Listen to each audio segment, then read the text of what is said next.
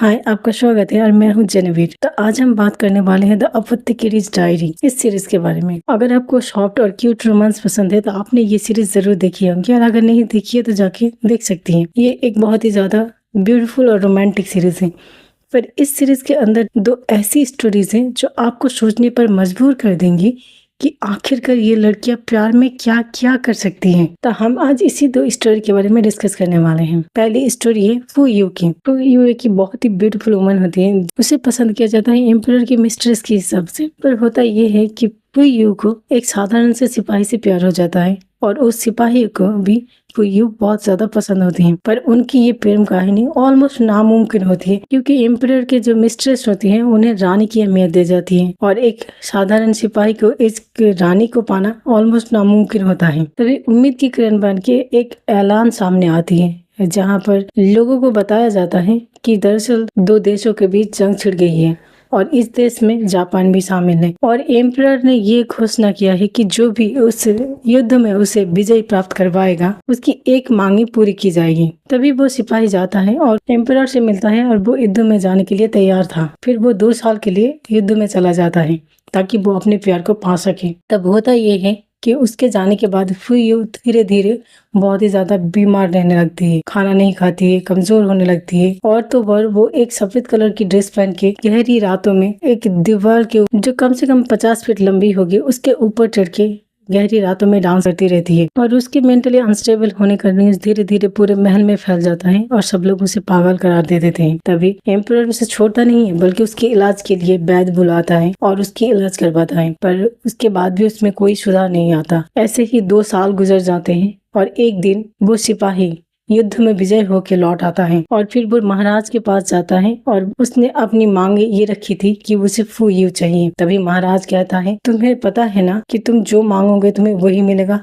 तो फिर वो क्यों? क्योंकि वो पूरी तरीके से मेंटली अनस्टेबल हो चुकी है, और वो अब किसी काम की नहीं रही। तब वो सिपाही कहता है कि चाहे वो जैसी भी हो मुझे वही चाहिए। तब वो राजा फू यू को उस सिपाही को सौंप देता है, और फू यू उससे जाकर गले मिलती है, और वो दोनों एक दूसरे का हाथ पकड़ के एक नई जिंदगी की शुरुआत करते हैं। तभी हमें बताया जाता है कि दरअसल फू यू कभी मेंटली अनस्टेबल थी ही नहीं। वो दरअसल रातों को मेकअप करके उस दीवार के ऊपर चढ़ के इसीलिए डांस करती थी ताकि राजा और लोगों को लगे कि वो मेंटली अनस्टेबल है, ताकि राजा उससे हमेशा हमेशा के लिए दूर रहे और वो खुद को अपने प्यार के लिए प्रिजर्व कर सके। और चांद की रोशनी में खुले आसमान के नीचे डांस करना कोई मामूली डांस नहीं, बल्कि एक साइलेंट प्रेयर था, ताकि उसका प्यार सही सलामत युद्ध से विजय होकर वापस आ जाए, और खुद की कामयाबी के लिए, ताकि वो उसकी उम्मीद में जिंदा रहता है, उसकी कामयाबी के लिए। और इसी उम्मीद में वो हर रात उस दीवार पर चढ़कर डांस किया करती थी। मतलब सोचो यार कि उसने अपने प्यार की खातिर खुद को लोगों के सामने मेंटली अनस्टेबल दिखाया। अब हम बात करते हैं दूसरी स्टोरी के बारे में,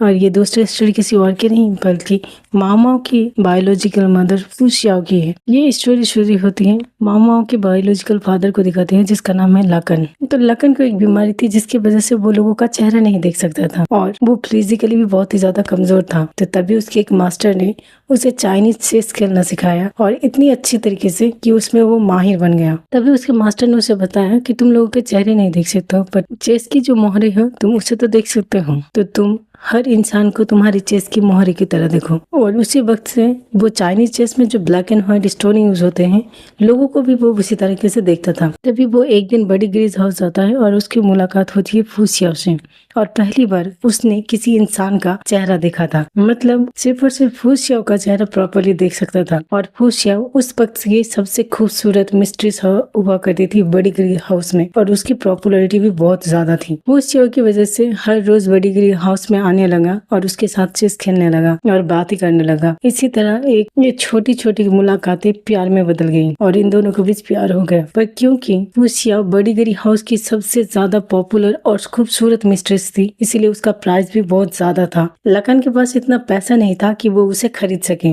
मैं आपको बता दूं कि उस वक्त में हर एक औरत को एक मिस्ट्रेस बन के रहना पड़ता था। उसके बाद ही अगर कोई इंसान उसे पसंद करके खरीद के ले जाए तभी वो किसी से शादी कर सकता था। तो अगर लकन को शादी करना है फू xiao से, तो उसे 20,000 सोने की मुद्राएं देने होंगी। वो देश के काम के लिए बाहर जाता है, और फू xiao से ये वादा करता है कि मैं एक दिन जरूर लौट आऊंगा और तुम्हें यहाँ से ले जाऊंगा सही कीमत देकर। पर जब लकन वापस आता है पैसे लेकर, तब बहुत ज्यादा देर हो गई थी और उसे पता चलता है कि फूसियाओ अब नहीं रही। तब लखन टूटे मन से वहाँ से वापस आ जाता है। 15 साल बाद उसकी मुलाकात माओ माओ से होती है और उसे पता चलता है कि वो उसकी बेटी है। फिर माओ माओ के साथ चेस खेलते हुए माओ माओ उसे हिंट देती है कि दरअसल फूसियाओ मरी नहीं, अभी भी जिंदा है। तब लखन पागलों की तरह दौड़ते हुए फूसियाओ के पास जाके पहुंचती है, जहाँ पर हमें ये दिखाया जाता है कि फूसियाओ को दरअसल बड़ी गरी हाउस के पीछे वाले एक बंद कमरे में रखा गया है और वो बहुत ही ज्यादा बीमार है। तभी लखन उसका पैर पकड़ के बहुत ही ज्यादा रोता है और हम ये भी देख सकते हैं कि दरअसल फूसियाओ की 2 उंगलियां नहीं है और उसे किसी तरह की स्किन डिजीज भी हो गई है, जिससे उसकी खूबसूरती अब पहले जैसी नहीं रही। तब हमें पता चलता है कि दरअसल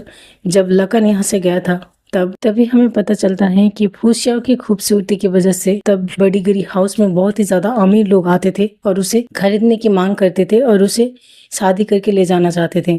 पर फूसियाओ को यह मंजूर नहीं था, वो उनमें से किसी के साथ भी जाना नहीं चाहती थी। अपनी वैल्यू को घटाने के लिए उसने खुद ही अपनी हाथों की 2 उंगलियां काट ली ताकि उसके अंदर एक खोट आ जाए और कोई उसे पसंद ना करे। आखिरकार कोई भी अमीर इंसान एक ऐसी लड़की से शादी क्यों करना चाहेगा जिसके अंदर खोट हो, जिसकी खूबसूरती में खोट हो, जबकि उसकी सबसे बड़ी मोहर ही उसकी खूबसूरती थी। और उसके बाद वो मामाओं से प्रेग्नेंट भी होती है, तो इसीलिए धीरे धीरे उसकी वैल्यू बहुत ही ज्यादा घटने लगती है और उसके बाद उसे एक बहुत ही भयानक स्किन डिजीज भी हो जाती है, जिसकी वजह से बड़ी गरी हाउस की जो मालकिन होती है वो फूसियाओ को दरअसल मृत घोषित कर देती है, पर वो दरअसल कभी मरी नहीं थी। फिर हमें प्रेजेंट में दिखाया जाता है लखन बड़ी गरी हाउस की मालकिन 20,000 सोने के सिक्के देती है, फूसियाओ को वहां से ले जाती है। तब वो बड़ी गरी हाउस की मालकिन कहती है कि तू मुझे अब क्यों इतने सारे पैसे दे रहा है। लखन कहता है फूसियाओ अभी भी मेरे लिए उतनी ही खूबसूरत है जितनी 15 साल पहले हुआ करती थी। अभी भी मेरे लिए उसकी कीमत उतनी है जितनी 15 साल पहले हुआ करती थी